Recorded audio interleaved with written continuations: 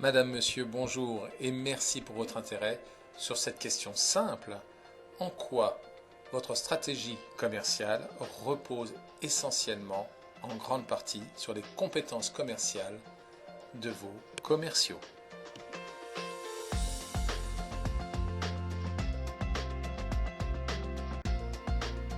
Vous le savez, une stratégie doit répondre aux questions d'orientation et de mobilisation de nos ressources. Qu'est-ce que nous voulons réaliser à 6 mois, à 1, à 2 ans? Et pour cela, combien sommes-nous prêts à investir? Pour gagner quoi? Voici l'objet d'une stratégie. Les tactiques ont pour vocation de permettre la réalisation de la stratégie. Elles doivent être localisées, coordonnées, les bonnes personnes aux bons endroits, avec les bons segments de marché, avec les outils les mieux adaptés, pour faire en sorte que, en se coordonnant, les objectifs stratégiques puissent se réaliser en temps et en heure.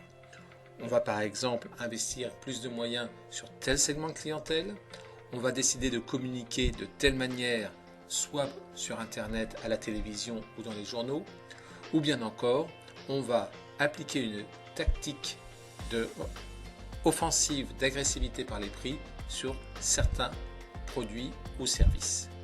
Donc vous l'avez compris, la tactique a pour vocation de réaliser sur le terrain la stratégie. Et il y aura autant de tactiques nécessaires qui vont se coordonner pour réaliser la stratégie définie par la direction générale. La tactique, les tactiques sont l'objet des différents métiers commerciaux, marketing, de communication qui sont au service de la direction générale.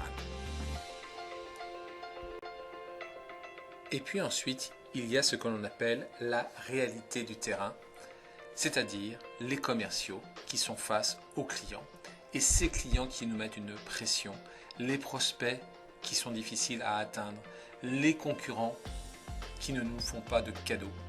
Il y a la fameuse réalité du terrain. Et on le voit, vous le savez mieux que personne, le chiffre d'affaires est proportionnel à la qualité, à la fréquence, à l'intensité des interactions que les commerciaux doivent développer avec chaque client. Un client heureux augmente la probabilité pour qu'il soit rentable et fidèle. Mais rendre heureux, ça ne s'improvise pas. Il faut des outils, il faut un savoir-être, il faut donc des compétences commerciales. Et c'est vrai qu'on ne peut pas vendre à un directeur financier, à un directeur des achats, comme on le vendrait à un simple particulier. Il faut des compétences commerciales. Il faut transmettre des compétences qui soient conformes à l'instant, à l'esprit du moment. Et surtout dans un contexte difficile et hyper concurrentiel. Pour vous raconter une anecdote, un directeur commercial me demandait, surtout Jérôme, il faut que mes commerciaux arrêtent d'utiliser la fameuse tactique sur la négociation des frais de dossier.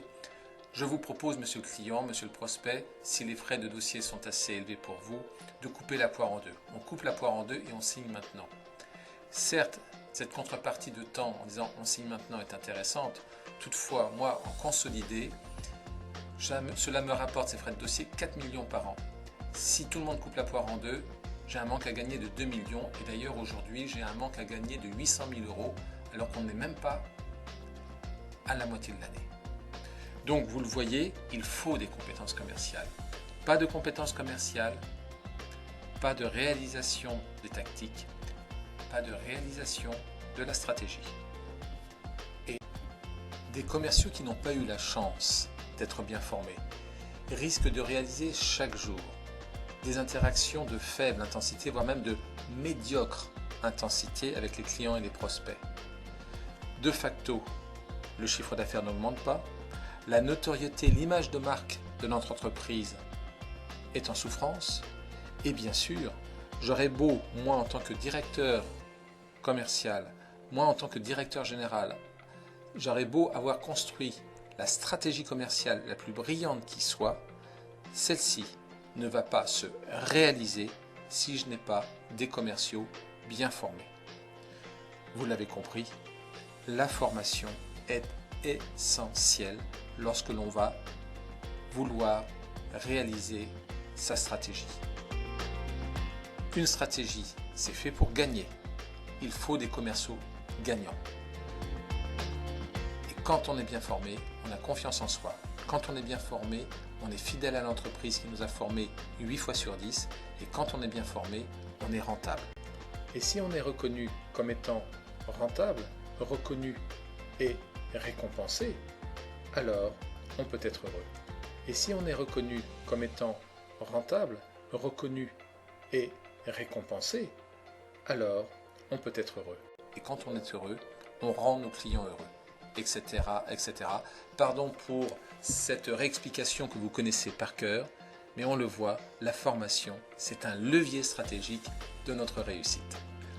Je vous souhaite une excellente journée, je vous remercie de votre attention et je serai très heureux de poursuivre le dialogue avec vous.